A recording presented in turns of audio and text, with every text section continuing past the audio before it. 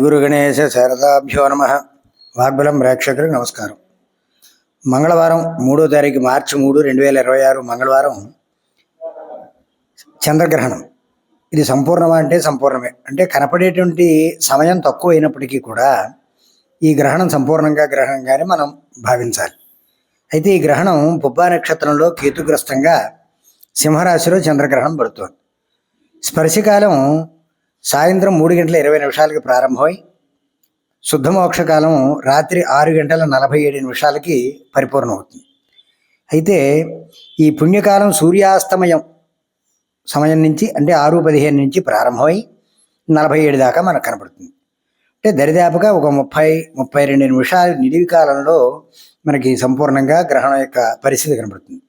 అయితే ఈ పూర్వపురుగున ఈ పుబ్బా నక్షత్రానికి పడుతుంది కాబట్టి పుబ్బా నక్షత్రం వాళ్ళు, అలాగే పూర్వాషాఢ నక్షత్రం వాళ్ళు, భరణి నక్షత్రం వాళ్ళు కూడా చూడడం అంత మంచిది కాదు. ఏ నక్షత్రం వాళ్ళైనా స్పష్టంగా డైరెక్ట్గా చూడడం అనేటువంటిది కొంత ఇబ్బందికరమైనటువంటి పరిస్థితి. ఆ సందర్భంలో వచ్చేటువంటి కొన్ని కాంతుల యొక్క ప్రభావం ద్వారా కంటికి సంబంధించినటువంటి ఇబ్బందులు జరుగుతాయని మనకు పూర్వీకులు చెబుతున్నారు.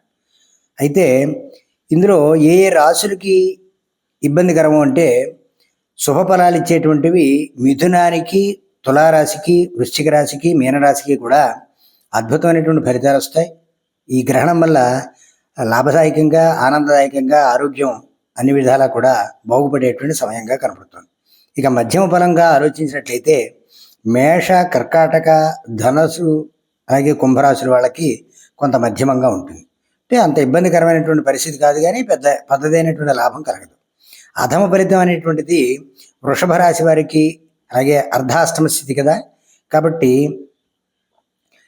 వృషభ రాశి వారికి సింహంలో పడుతోంది కాబట్టి సింహానికి, కన్యకి, మకర రాశి, అలాగే కన్య వ్యయంలో పడుతోంది కాబట్టి, అలాగే మకరానికి అష్టమం కాబట్టి, అలాగే సింహానికి జన్మం కాబట్టి, ఇలా వృషభానికి ఏమో అర్ధాష్టమంలో పడుతుంది కాబట్టి ఈ రాశులకు కొంత ఇబ్బంది కలిగేటువంటి పరిస్థితిగా మనకి గోచరింపబడుతోంది.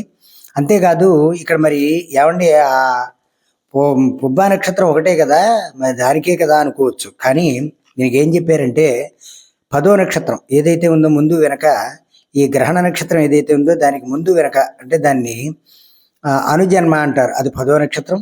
అలాగే త్రిజన్మ అంటారు, 19వ నక్షత్రం. 10వ నక్షత్రము, 19వ నక్షత్రము కూడా దోషభూయిష్టంగానే మనం గ్రహించాలి. కాబట్టి వీరందరూ కూడా ఈ 10వ నక్షత్రం వాళ్ళు, 19వ నక్షత్రం వాళ్ళు అంటే పూర్వాషాఢ, పుబ్బ, భరణి నక్షత్రం వాళ్ళు ఖచ్చితంగా రెండు విధాలా కూడా, అంటే ఇక్కడ రాశులుగా చెప్పవలసి వస్తే గ్రహణం సంభవించేటువంటి సింహరాశి వాళ్ళు, కన్యారాశి వాళ్ళు, అలాగే వృషభ రాశి వారు, మకర రాశి వాళ్ళు ఖచ్చితంగా ప్రారంభంలోనూ చివరిలోనూ కూడా స్నానం చేయాలి. అలా స్నానం చేయకపోతే మళ్ళీ వచ్చే గ్రహణం ఏదైతే ఉన్నదో అప్పటిదాకా అశౌచము అనేటువంటిది దోషము వారికి శరీరాన్ని ఆవహించి ఉంటుంది. కాబట్టి వాళ్ళు ఖచ్చితంగా ఈ ప్రాయశ్చిత్తం చేసుకోవాల్సిన అవసరం ఉంటుంది. ఆ సమయంలో ఏమీ రాకపోతే కనీసం శ్రీరామ రామ రామ అని రాముణ్ణి కానీ, విష్ణుమూర్తిని కానీ, లలితా సహస్రం కానీ ఏదైనా భగవద్ధ్యానం చేయడం వల్ల అక్షయ పుణ్యఫలం, కోటి పుణ్యఫలం సంప్రాప్తం అవుతుంది.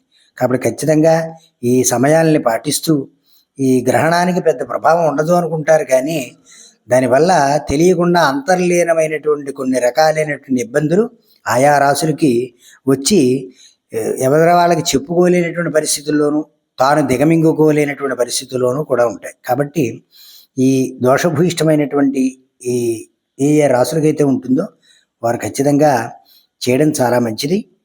వాటి వల్ల అద్భుతమైనటువంటి ఫలితాన్ని పొందడమే కాకుండా ఆనందదాయకంగా ఉంటుంది. కాబట్టి ఖచ్చితంగా ఈ సమయాల్లో చేసుకోవడం. అంతేకాదు ఈ నక్షత్రాల వాళ్ళు, ఈ రాశుల వాళ్ళు, ఇప్పుడు చెప్పినటువంటి అధమ ఫలితం కలిగినటువంటి రాశుల వాళ్ళు, వృషభ, సింహ, కన్య, మకర రాశి వాళ్ళు ఖచ్చితంగా మమ జన్మరాశి జన్మ నక్షత్ర చతుర్థ్యాజ్యరిష్ట స్థానస్థిత గ్రహణ సూచనం అని సంకల్పం చెప్పుకొని ఒక కంచు పాత్రలో నిండా నెయ్యి పోసి అందులో వెండి నాగబింబాన్ని, చంద్రుడి యొక్క ప్రతిబింబం వెండిది, ఓపిక లేకపోతే 2 వెండి బింబాలు ఆ నేతిలో వేసి ఆ కంచుపాత్రతో సహా దానం చేయడం, అలాగే బియ్యము, ఉలవలు దానం చేయడం వల్ల మంచి ఫలితం ఉంటుంది. గ్రహణ దోషాన్ని నుంచి బయటపడేటువంటి అవకాశం ఉంటుంది.